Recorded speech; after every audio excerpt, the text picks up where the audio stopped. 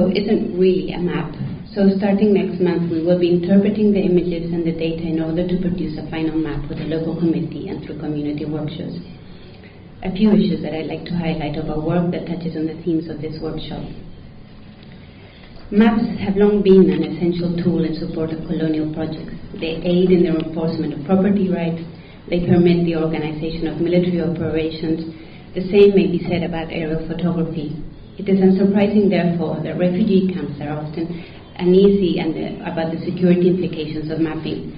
Who will be using this map you're making, and to what end? Actually, Monica's presentation yesterday was also fascinating to hear regarding the case of Nahed al-Bared. This concern was definitely there in Burj Mali. A number of people were initially quite suspicious of the project. It was therefore essential that we were working under the supervision of the local committee. This helped to dispel any concerns. A major effort was mounted by key members of the local committee to inform the community, both by speaking to the various factions within the camp as well as to the Lebanese army. This took time. The actual mapping only took a few days, but the preparatory work took over a month and a half. My long-term connection with the camp also helped allay concerns. So, one day, when I was out mapping with my two best mappers, Firas and Mustafa, a young man came up to me and eyed me suspiciously and asked if I was from the Mossad.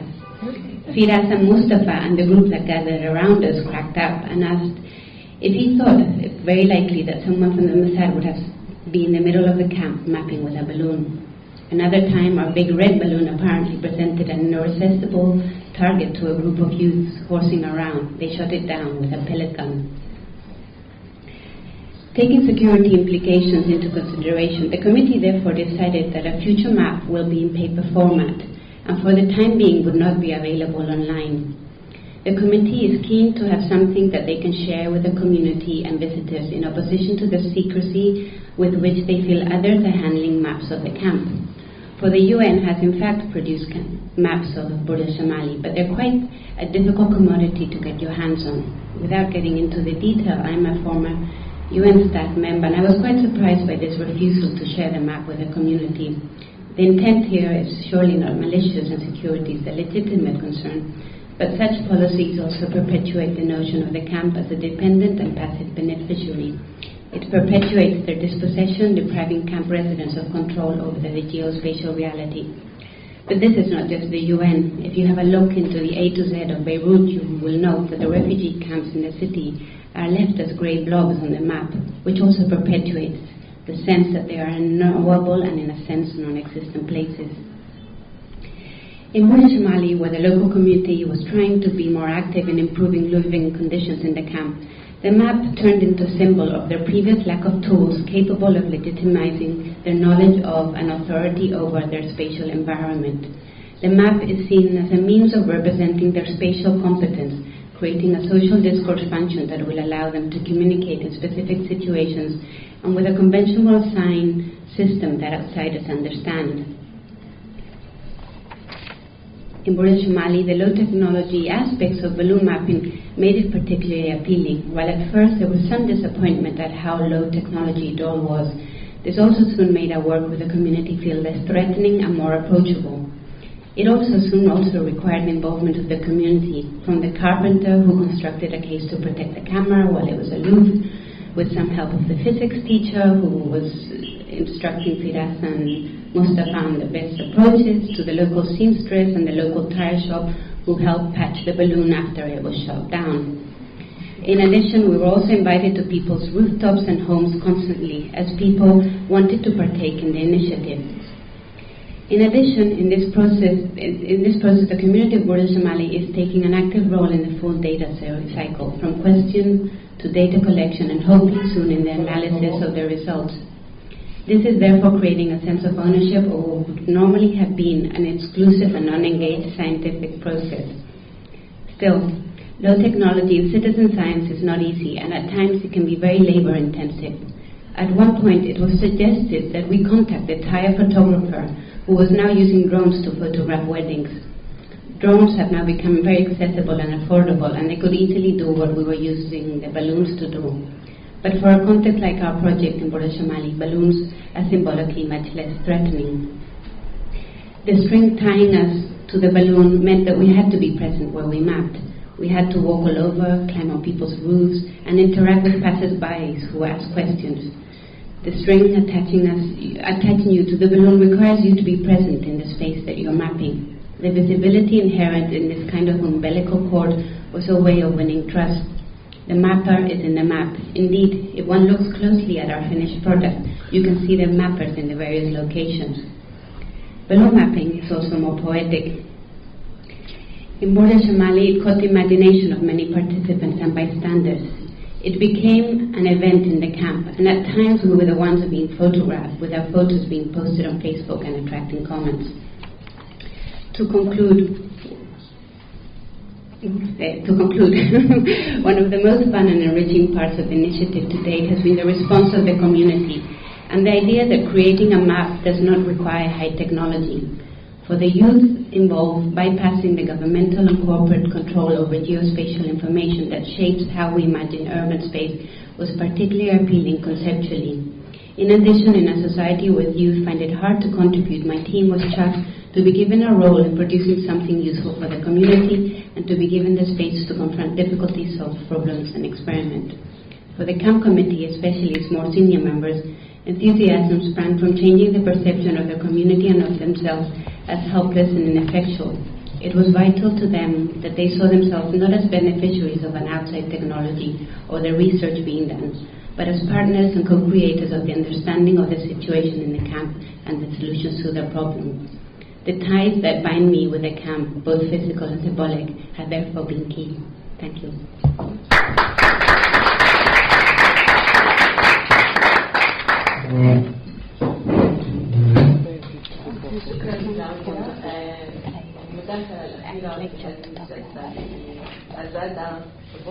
Can I request to keep the lights off, because I also have kind of... Okay. Thank you. Sorry.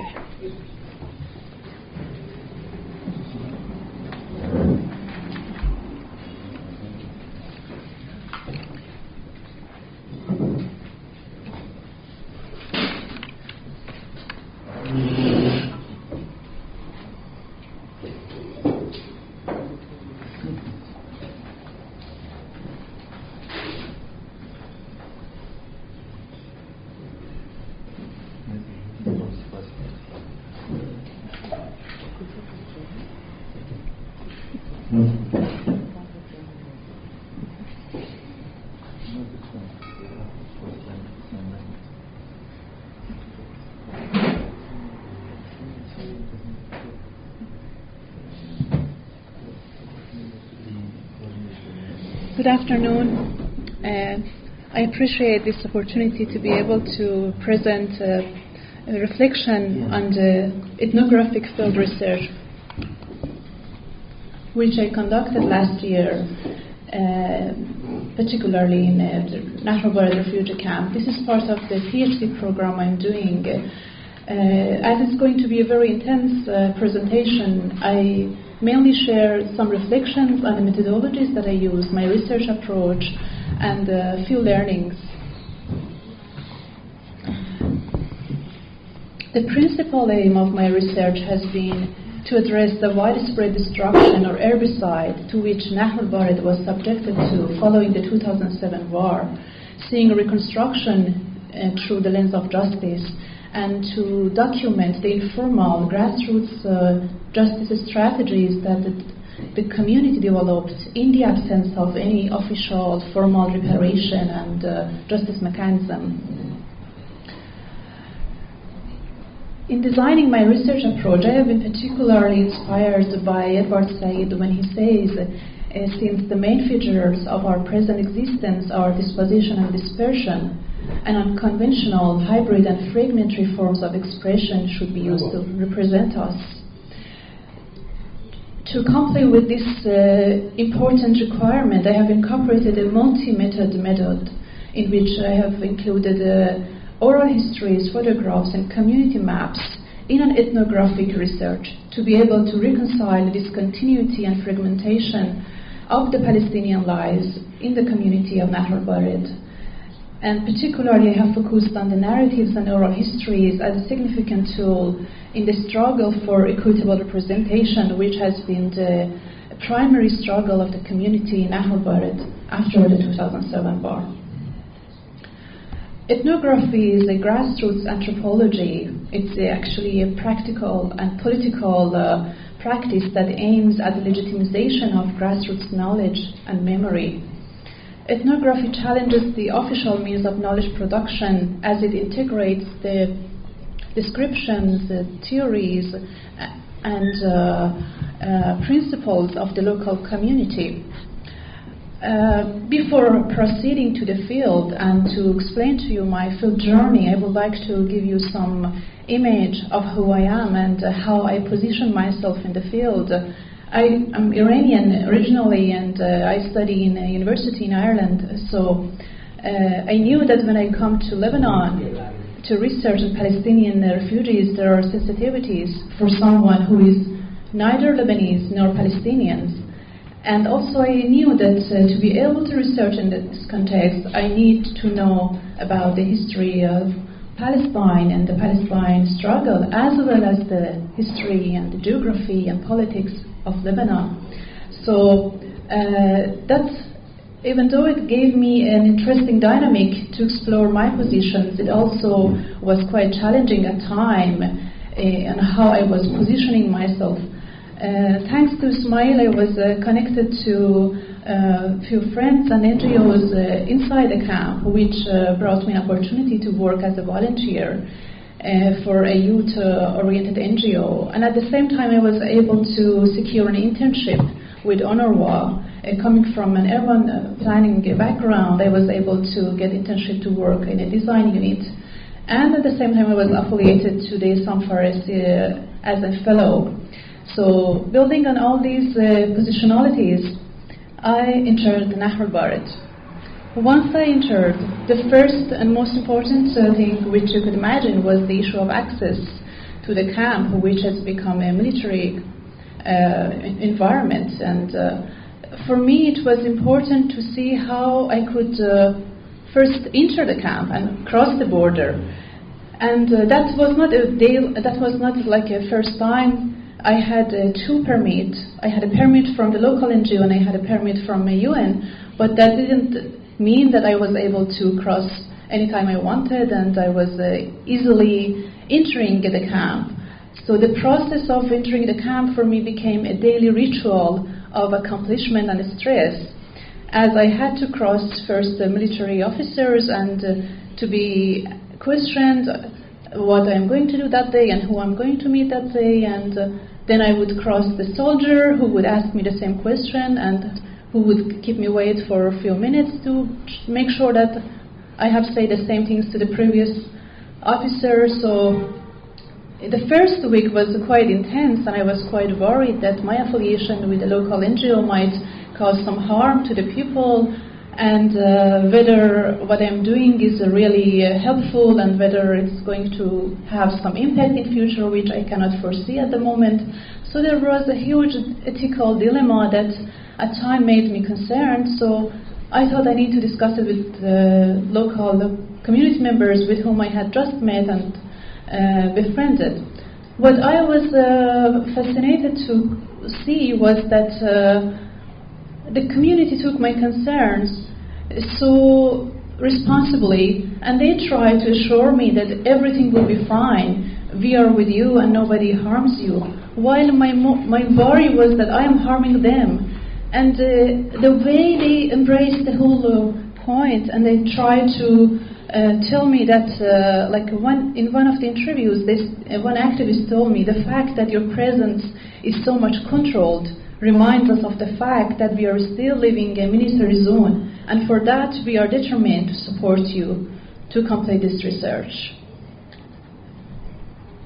Prior to going to Nahr al-Bared, I had focused on my research as a personal endeavor, as something that I'm doing for my own interest, but then I realized that what I took a personal endeavor is a serious undertaking for the community, who sees their collaboration as a resistance. And this encouraged me to rethink of my research as a ground upon which we could share common understanding and struggle upon justice. And I can say that the challenging security in the Nahr al-Bared actually made me closer to the community, because they felt responsible, even though they were not, to protect me and arrange my transport and try to convince the soldier that I need to do some important work in the camp as a volunteer. So that all kind of changed my position from being an outsider who was not trusted to someone who is welcomed and protected. The important observation of my first month in the camp was that in an area of less than 2 square kilometers, more than 40 local NGOs and organizations have changed the space of the camp to a space of diverse sociopolitical representation. And the continuous displacement has led to a new form of representation which challenges the stereotyped conventional images of refugees. And this has radically impact on the integration of refugees into the research, on how we see refugees, that they are sociopolitical actors. And the wealth of existing local experience in Nahr al-Bared and the knowledge, it was very impressive, and it brought me to the point that a researcher can establish a collaborative platform to engage local organizations and community activists. I will not go through my ethics practice because it was a very long and time-taking procedure and it needs a very detailed discussion, but I just very briefly mentioned that because I was involving children, youth, the elderly and middle-aged groups, so I had to go through a very lengthy procedure of ethic approval, and also coming to consent with the community, I had prior discussion groups with different members in order to be able to see the sensitivities of the research and to see what are the main points for the community to be included. Children as well as their parents received consent form, and in case I used children's image, there was another consent form for that as well. So the ethnography of everyday life, it enabled me to collect information in an informal and comprehensive manner. What do I mean by that? It's that I didn't start my interviews and like focus group discussions on the first spot. Rather, I gave it time. I would talk to people about my research in an informal way, and I would try to record their feedback. And there were times that I would interview a person like 2 times before I actually asked them to do a real interview with me, because I thought this giving time is very important for the community, first to understand my research and then to be able to comment on it as people who are the owner of the knowledge and that place. And so it was a very interesting procedure that enabled me to meet more people in due time as I was living and visiting camp on a daily basis.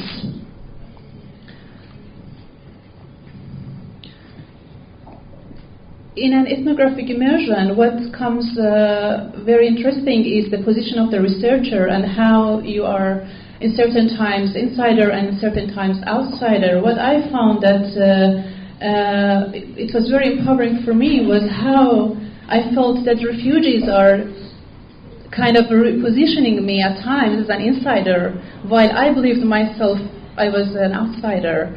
And that feeling was very empowering, because there were times that I felt that maybe these people don't trust me because I'm an outsider, I don't live in their lives. But the way I was kind of welcomed and I was seen as someone who has sympathy with their situation. In the end of one of my interviews, a community member told me, Palestine is no more just the problem of Palestinians, it is the consciousness that lives within both the Palestinians and all those who struggle for truth and justice. It is the dignity and hope living through one of the greatest battles of humanity. These kind of narratives brought me to the fact that people who struggle with the truth and justice from the point of the community are people who have the same political belief. I think I had more than I could talk about, so I just go very quickly about the main methodology I used was the oral history and community mapping with the youth that we invited 3 groups of youth with both girls and boys, and we had mapping exercise to find out the loss and the understanding of the space which had happened due to the war, I mean, on the pre-war and post-war context of the camp. And ethnography enabled me to understand the narratives of power as I was working at the same time in UN and with the local NGO, and I could see different positionalities and how community was represented in UN structure and in local level, which gave an interesting discussion. I had few activities with children that I will just close, and I will just show you. That will take 2 minutes. I hope it's okay.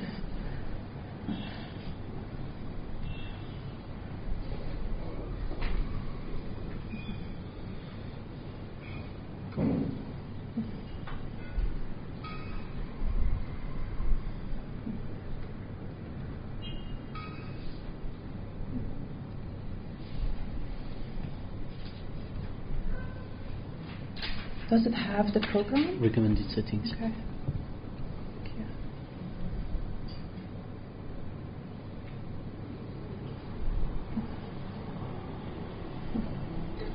For the majority of literature written about refugees and displaced communities has been the experience of adults.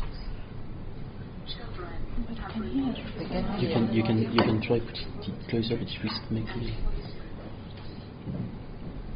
In the context of my PhD research, I have used digital storytelling as a way to explore and share the experience of Palestinian refugees. If you can't hear, maybe I can just. And destruction of the refugee camp in Lebanon.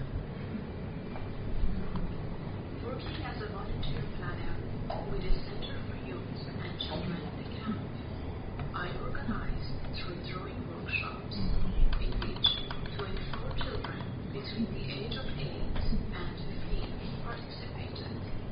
During the workshops, I collected different forms of narratives to understand the symbols, ideals, and characters through which children of anthropology bring their unique experience to the work and reconstruction of the camp.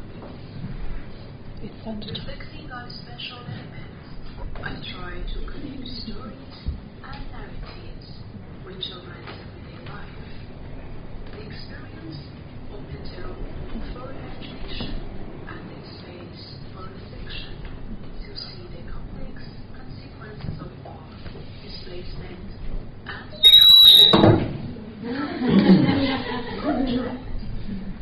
documentation of drawing and to an alternative understanding of the children's lives in the aftermath of the war, and further reinforce the fact that post-war reconstruction is not merely a special endeavor, but a far-reaching personal and community experience.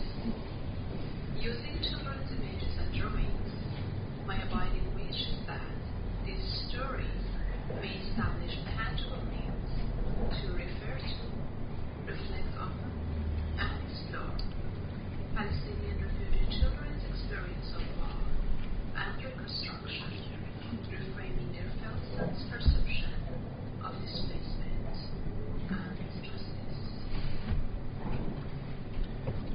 In the little world in which children have their existence, quoted in Charles Dickens' Great Expectations, there is nothing so finely perceived and finely felt as justice.